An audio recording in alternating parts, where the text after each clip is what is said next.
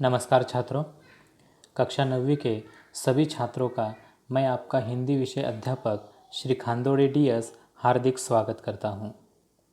छात्रों, कक्षा 9वीं की पहली इकाई को आज हम शुरुआत करने जा रहे हैं और पहली इकाई की पहली काव्य रचना है चांदनी रात, जिसके कवि है राष्ट्रकवि मैथिली शरण गुप्त। तो चलिए चलते हैं पहली इकाई की पहली काव्य रचना चांदनी रात की ओर।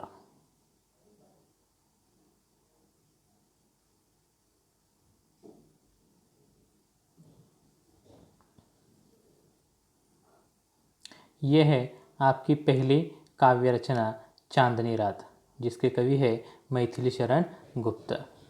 दोस्तों, मैथिली शरण गुप्त के काव्य में अधिकतर भारतीय संस्कृति तथा राष्ट्रीय भावनाओं के दर्शन होते हैं।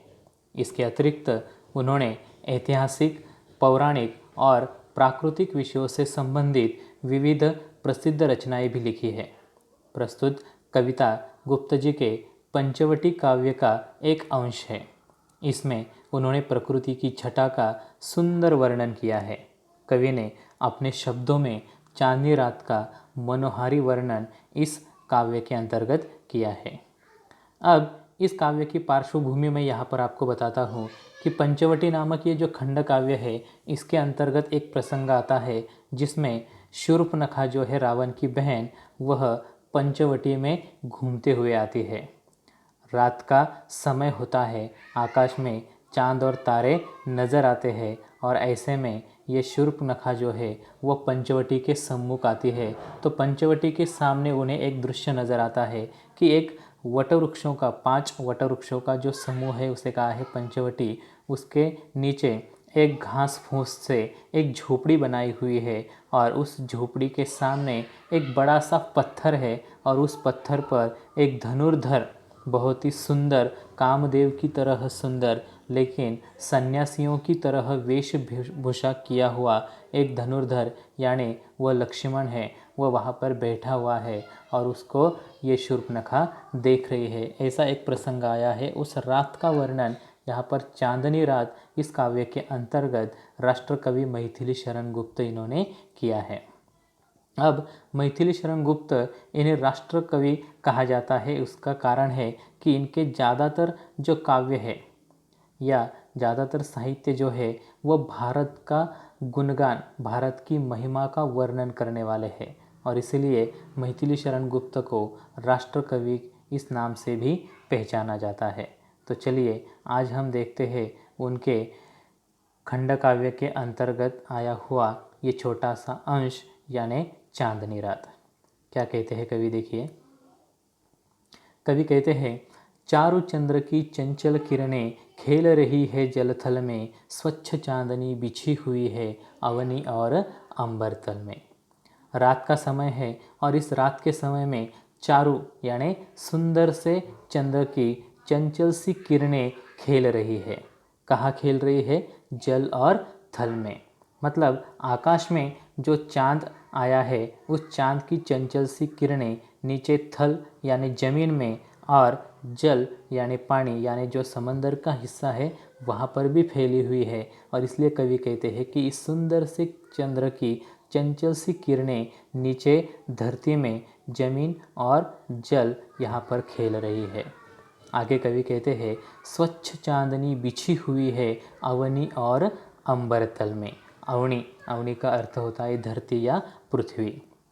आकाश में जो स्वच्छ चांदनी बिछी हुई है मतलब फैली हुई है, वह चांदनी के प्रकाश जो है, उस चांदनी का प्रकाश जो है वह अंबर यानी आकाश में भी फैला हुआ है और नीचे धरती पर भी उसका प्रकाश फैला हुआ है। तो इस प्रकार आकाश में जो चांद और तारे हैं उनका प्रकाश पूरे आकाश में और धरती पर भी नज़र आ रहा है। आगे कवि कहते हैं, पुलक प्रकट करती है धरती हरित तृणों की नोकों से, मानो झूम रहे हैं तरुबी मंद पवन के झोंकों से। पुलक यानी रोमांच या खुशी। कवि यहाँ पर कह रहे हैं कि रात का इतना सुंदर ये वातावरण है और इस कारण ये धरती भी जैसी अपनी खुशी, अपनी रोचकता प्रकट कर रही है, व्यक्त कर रही है। कैसे व्यक्त कर रही है? हरित तृणों की नोकों से। हरित यानी हरे, तृण यानी घास, तो हरे घास की उस नोकों से जैसे ये धरती अपनी खुशियाँ प्रकट कर रही है। आगे कवि कहते हैं, मानो झूम रहे हैं तरु भी मंद पवन के झोंकों से। कवि कहते हैं कि हवा की वजह से ये पेड़, तरु यानी पेड़ या पौधे, तो रात के समय जो हवा बह रही है उस हवा की वजह से मानो ये पेड़ पौधे जैसे झूम रहे हैं, डोल रहे हैं मंद पवन के झोंकों से। मंद यानी धीमी गति से बहने वाला वह पवन, पवन का अर्थ है हवा।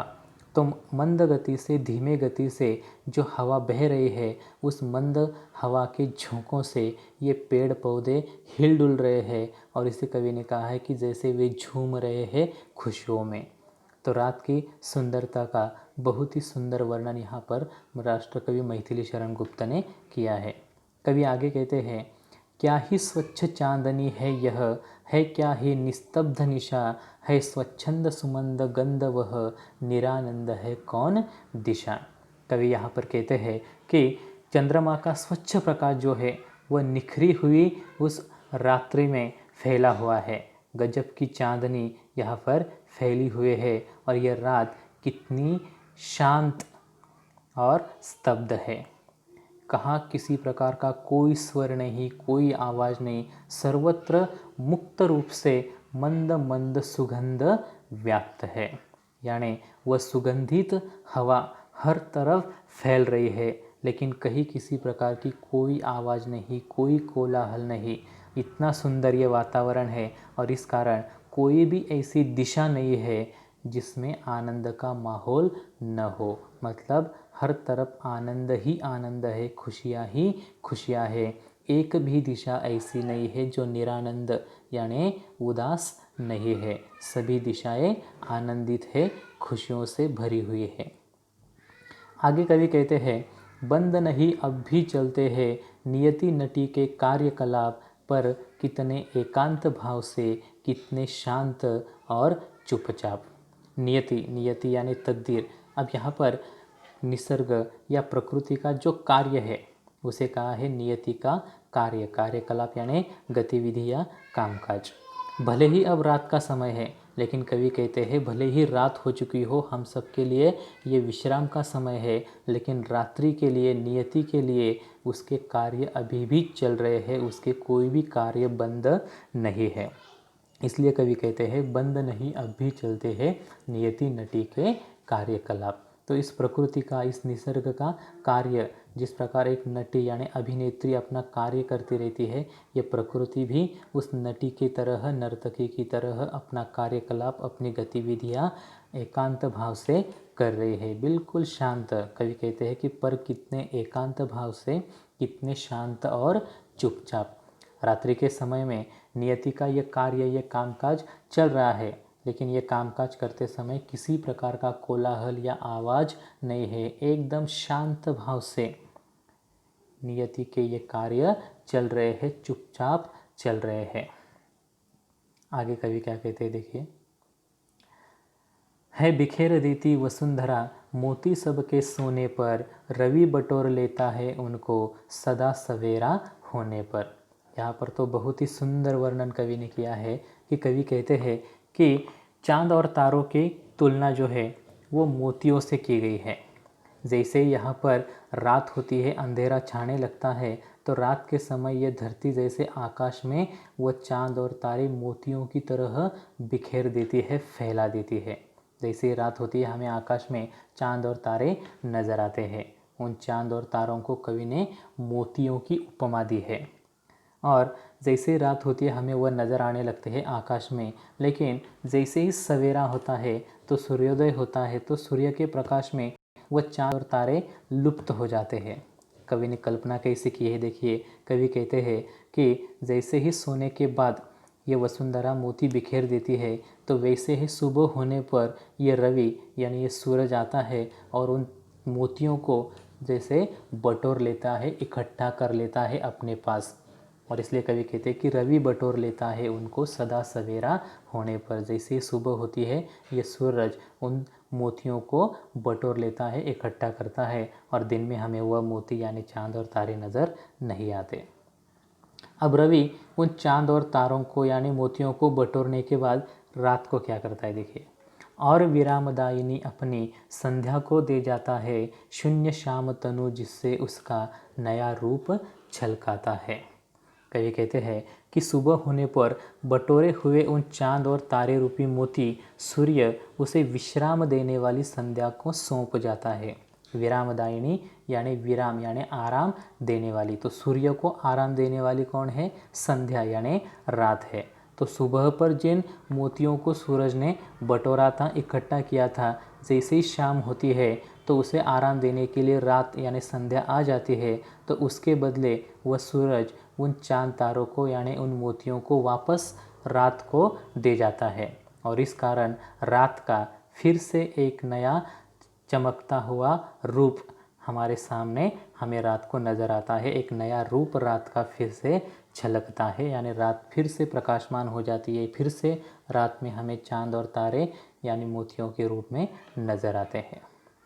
आगे कवि कहते हैं, पंचवटी की छाया में है सुंदर पर्ण कुटीर बना, उसके सम्मुख स्वच्छ शिला पर धीर वीर निर्भीक मना। पंचवटी यानी 5 वट वृक्षों का समूह, उसकी छाया में, उसकी छाव में एक सुंदर सी पर्ण कुटीर बनी है। पर्ण कुटीर यानी एक झोपड़ी, घास फूस इससे बनाई हुई एक झोपड़ी उस पंचवटी यानी 5 वट वृक्षों के छाव में बनी हुई है। उसके सम्मुख स्वच्छ शिला पर धीर वीर निर्भीक मना। जो पंचवटी के छाव में एक स्वच्छ कुटीर बनी हुई है, एक कुटिया बनी हुई है, उस कुटिया के सम्मुख यानी सामने एक बड़ी सी शिला यानी पत्थर है और उस पत्थर पर धीर वीर निर्भीक मणा, जो किसी से डरता नहीं, ऐसा वीर योद्धा उस पत्थर पर बैठा हुआ है। साफ सुथरी उस शिला पर यानी पत्थर पर एक निडर योद्धा बैठा हुआ है।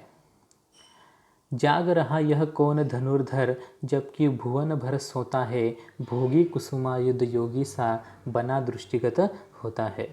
अब ये प्रश्न जो है, ये सवाल जो है वो शूर्पणखा के मन में एक तरह से निर्माण होता है कि जो रात के समय में वहाँ पर घूम रही है, सारा विश्व जो है वह सो रहा है और ऐसे में वह एक धनुर्धर उस स्वच्छ शिला पर बैठा हुआ शूर्पणखा को नज़र आता है। तो उसके मन में ये सवाल निर्माण होता है कि अरे जाग रहा यह कौन धनुर्धर, जबकि भुवन भर सोता है। भुवन यानी संसार, कि सारा संसार सो रहा है और ऐसे में ये कौन धनुर्धर है, कौन वीर योद्धा है जो अब भी जाग रहा है। अब उस स्वच्छ शिला पर जो धनुर्धर बैठा हुआ है, वह धनुर्धर कैसा नज़र आ रहा है, वह कवि कहते भोगी कुसुमायुध योगी सा बना दृष्टिगत होता है। पंचवटी के सामने उस स्वच्छ शिला पर बैठा हुआ जो धनुर्धर है, वह सभी प्रकार के भोगों का आस्वाद लेने वाला जो कामदेव है, उस कामदेव की तरह सुंदर लेकिन सन्यासियों की तरह वेशभूषा किए हुए है, इसलिए योगी सा बना दृष्टिगत होता है, यानी नज़र आता है। दृष्टिगत होता है मतलब दिखाई देता है। तो यहाँ पर जो स्वच्छ शिला पर बैठा हुआ निडर धनुर्धर है, वह भले ही कामदेव की तरह सुंदर नज़र आ रहा है, लेकिन उसने सन्यासियों की तरह वेशभूषा की है, इसलिए कवि कहते हैं कि भोगी कुसुमायुध योगी सा बना दृष्टिगत होता है।